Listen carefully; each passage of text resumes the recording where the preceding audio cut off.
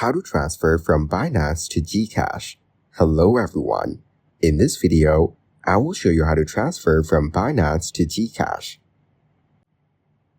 First, open the Binance app on your mobile device.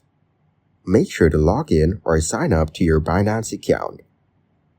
Then, tap on the Wallets option shown at the bottom right corner. Now select the Withdraw option provided at the top. After that, tap on Withdraw and search for SLP in the given search bar. Next, choose SLP and it will give you two options. You can either send via a crypto network or via email, phone, or ID.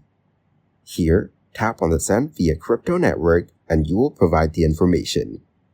It will ask you about your address, network, and withdrawal amount. In the end, you will select the Gcash option to transfer from Binance to Gcash. Thank you guys for watching this video. Hope you got some value.